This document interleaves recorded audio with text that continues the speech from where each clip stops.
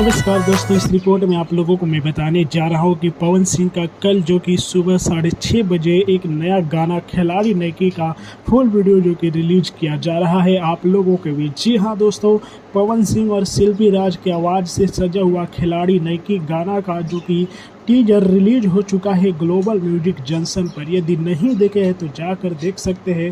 Teaser को बहुत ही ज़्यादा प्यार मिल रहा है। दोस्तों बता दूं कि यह टीजर जो कि अभी 30,000 से भी ज़्यादा का व्यू जो प्राप्त कर लिया है। जी हाँ दोस्तों, इसमें पवन सिंह के भाई ऋतिक सिंह भी आप लोगों को नज़र आएंगे।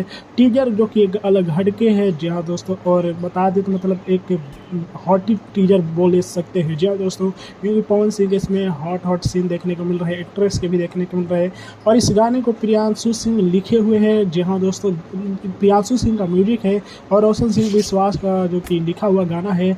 और इस गाने के जो कि डायरेक्टर विभांशु तिवारी है। जी हाँ दोस्तों, तो टीजर रिलीज हो चुका है और कल सुबह 6:30 बजे फुल वीडियो आप लोगों के बीच रिलीज होगा global music junction YouTube channel पर। तो आप लोगों को टीजर कैसा लगा है हमें कमेंट में बताइएगा। वीडियो को लाइक कीजिए, शेयर कीजिए। जय हिंद।